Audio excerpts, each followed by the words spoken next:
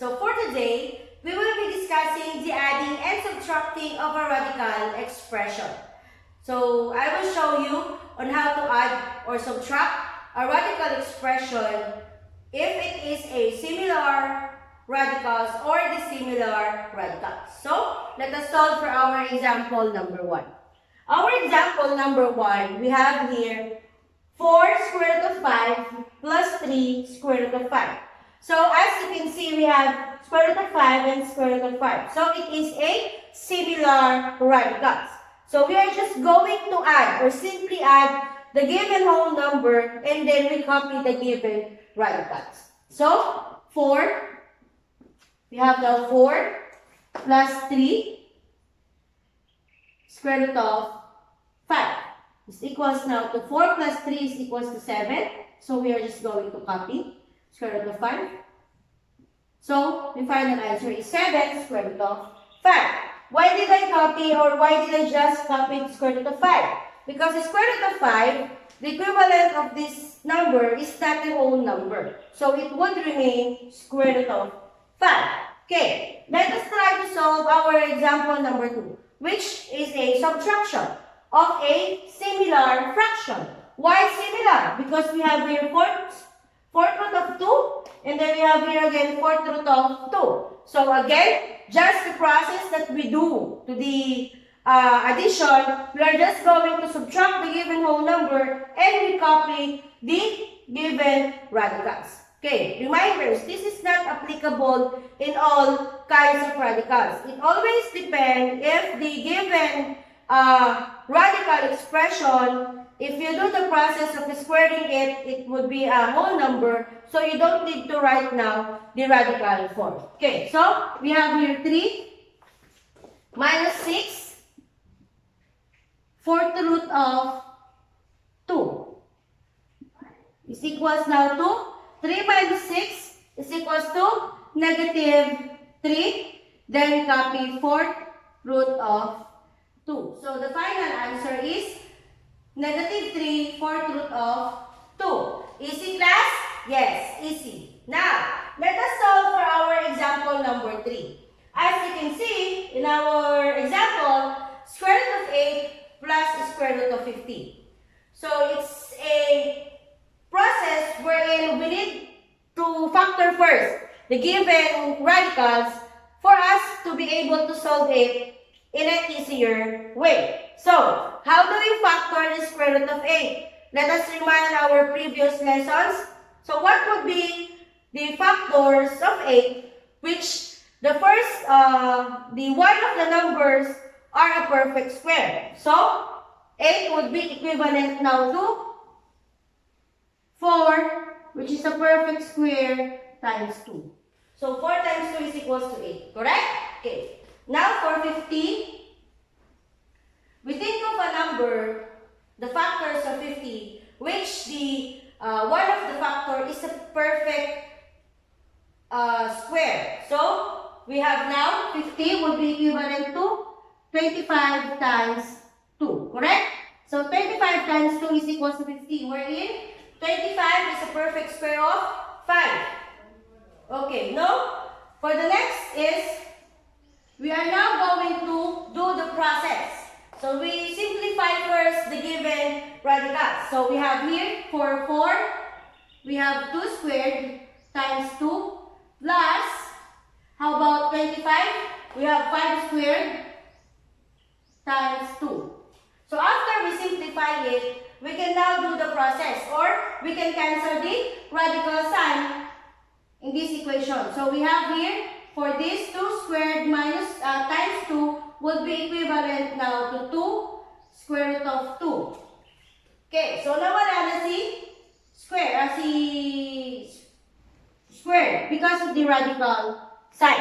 So they are equivalent. Then we have now plus, we have now here 5 square root of 2, which is the final answer. So, square root of 8 plus square root of 50 would be equivalent to 2 square root of 2 plus 5 square root of 2. You can follow, class? Okay, so let us continue with our fourth example. Square root of 32 plus square root of 18 minus square root of 15. So, the given equation has addition and subtraction. So, first again, we need to simplify first the given radicals, or we factor first the given radicals wherein from the two numbers or from the factors, one of those factors must be a perfect square of the given equation. So, for 32, we have here, what would be the factors of 32 that has a perfect square? This would be 16 times 2. Correct? So, 16 times 2 is 32, wherein the square root of 16 is 4. Now, next we have here, for 18, we have 9 times 2, which is 9. Square root of 9 is 3. Then, we use the subtraction, and then for 50, like our example there, we have 25 times 2. Now, we do the process of the given equation. So, 16 would be equivalent to 4 square root of 2 plus square root of 9 is 3 square root of 2 minus 25 is 5 square root of 2. Now, we can do the process of adding and subtraction. They are already similar radicals. So, it's very easy. We have here for the long method, I write it 4 plus 3 minus 5 whole numbers. Then we have square root of 2. Because they are similar radicals. So, 4 plus 3 is 7. 7 minus 5 is 2. So, our final answer for this equation is 2 square root of 2. Okay. Easy? Yes, easy. Now, for our last example, the cube root of 375 minus the cube root of 81 minus the cube root of 24. Okay, let us compare first. From our example number 4, the given radicals is square root of 32. So, we factors them, which one of the factor is a perfect square. So, in this example, we factor 375, which one of the factors must be a perfect cube of 365. So, for here, let us factor first. We have here the cube root of 125